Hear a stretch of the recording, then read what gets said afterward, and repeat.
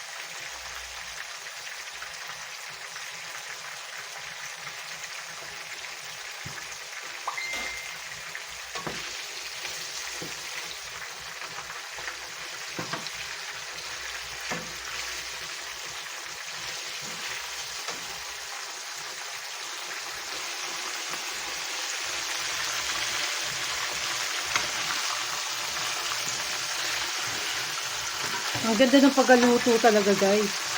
Ang ganda talaga pag cornstarch talaga yung gamit natin sa chicken. Talagang crispy yung datingan na, guys. Ang sarap ng kain natin ito. Tapos tokwa, ginisang tokwa na may pechay. Ang partner to the highest level, guys. Grabe. So, ito na nga, guys. Naluto na. So, mamaya, i-second fry natin to, guys. Kasi may lulutuin pa tayong another. So, i-second fry natin yan para mas tostado. Okay, nilagay lang muna natin dito ng mga fried chicken is Initin ko lang ng konti pa yung ano.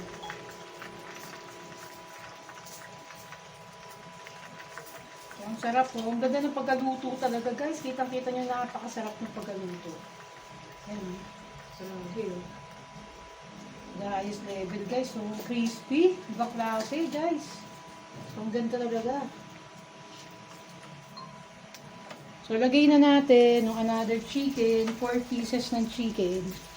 Sa una, malakas ang mantika guys. Malakas ang mantika. Malakas yung apoy. Yan. Sa una, malakas ang apoy natin. Tapos, hihinaan na lang natin paunti-unti para hindi siya masunog. So, kailangan niya kasi ng malakas muna sa umpisa. Pagkatapos, babalik ka rin natin yung manok. Diba? Balik ka rin natin yung chicken. Diba? So, sobrang alalay lang talaga doon sa manok para maganda yung pagka-prito niya. Yan guys, maganda yung pagka-prito. So, yan, hininaan ko na yung apoy niya dahil kasi malakas na yung kanina, diba? So, inaan lang muna natin. Ang yummy balgon, guys. So, yun. Diba? Tignan ko lang isa, guys. Para makita ko. Maya na, mainit eh.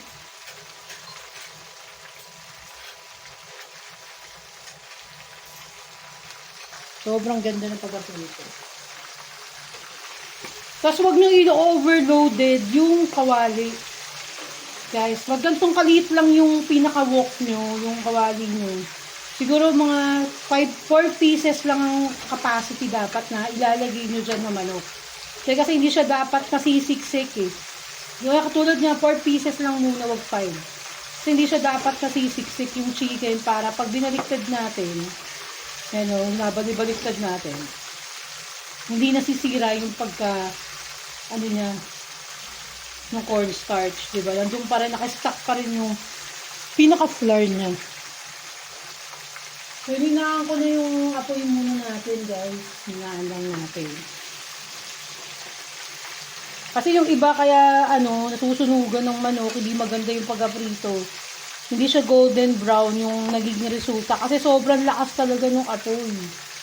Sobrang lakas nung, nila, yung apoy nila, guys. Kaya hindi natatansya. Diba? Tulad niyan. So, minsan hinaan natin, minsan lakasan natin. Sarap. Sabi, tingnan natin siya.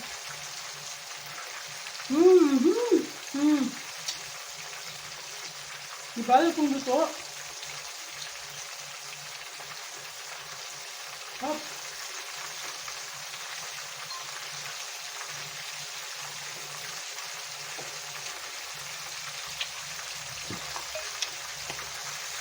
Hot guys.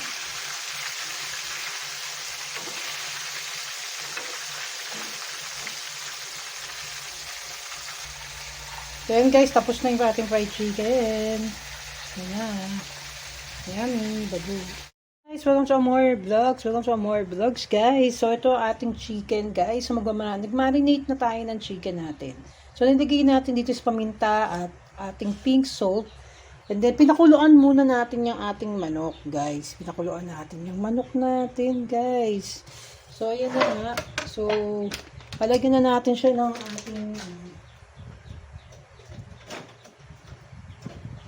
Palagyan na natin siya ng coating, guys. So, meron tayong bonus na cornstarch, guys. Bonus na cornstarch. So, ito palang cornstarch ang mas magandang pang... talaga guys, panglagay sa chicken. Sin talagang ito pala yung pinakapanalo na panlagay sa pang-coating natin, pang-breadings natin is cornstarch. Talaga iba yung laban nyo talaga guys, no? Napakaganda ng coating pag cornstarch ang ginagamit. Talagang mas crispy yung chicken natin. Tapos lutong-luto na talaga guys yung manok natin yan. Lutong-luto na dahil kasi nga, no? Dahil kasi inano na natin siya guys eh.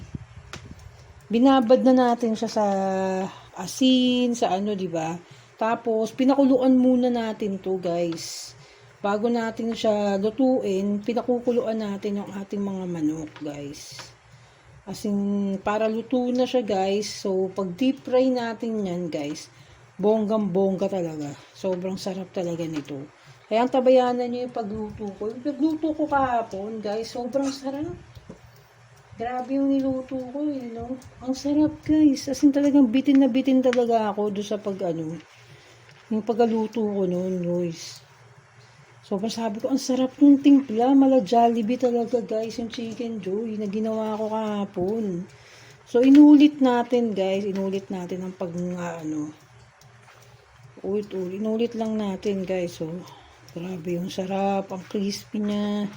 As in, todo talaga, guys. So, ganyan kasimple lang ang ating ginawa, no? Wala na tayong iba pang pwede nilagay dyan. So, kung gusto nyo, mag-ano kayo ng bawang, pakuluan nyo. Kasi ginagawa ko pala dati, pinakukuluan ko sa laurel, guys, yung manok. So, hindi natin nagawa. So, next time natin gagawin nyo, pakukuluan natin yung chicken natin sa laurel. Para pag ano natin, talagang bonggang-bongga talaga yung kasarapan nito. Crispy na talaga, guys. Sobrang sarap nito. Yung pagka-crispy niya, ibang klase talaga, guys. Ang sarap. Tapos, ang terno nating uulamin mamaya is yung ano, niluto nating tokong pangmalakasan, guys. So, ganyan, coated nyo lang ng ganyan. Coated lang. Yan. Diba? Sarap ng chicken. Grabe. Yan lang pala yung sikreto na napaka-crispy manok talaga. Crispiness talaga, guys. So, wala akong masabi doon sa saktong-sakto, guys, eh. Hindi siya maalat. Tapos yung pinakapaminta niya, kumapit to sa manok natin. Grabe talaga, guys. As in heaven knows. It's really in heaven. Ito talaga yung pinakamasarap na comfort food para sa akin, guys, manok. Mahilig ako sa manok, guys. Sobrang hilig ko sa manok. Yan. Coated lang natin na maayos yung mga chicken, ganyan. Coated lang. Yan. So, yan, guys. So, lagyan pa natin para ma-coated to the highest level siya. Dito ko kasi siya inano eh. Dito sa bowl kahapon. Pinagsama-sama ko sila dyan. So, lalagay na natin ulit dito sa bowl natin lahat ng manok. Para sama-sama sila dyan, guys. Mamaya, para pag prito natin mamaya, maayos, guys.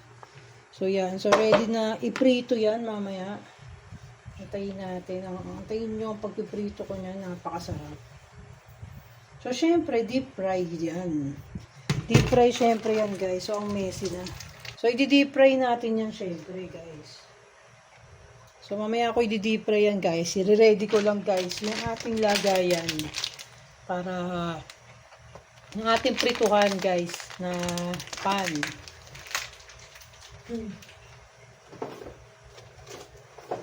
Ang saya, guys. So, nilagyan ko ng paminta, guys, yung ibabaw. Para maganda. Yan ang ating mga manok. Ready nang i-frito yan mamaya-maya.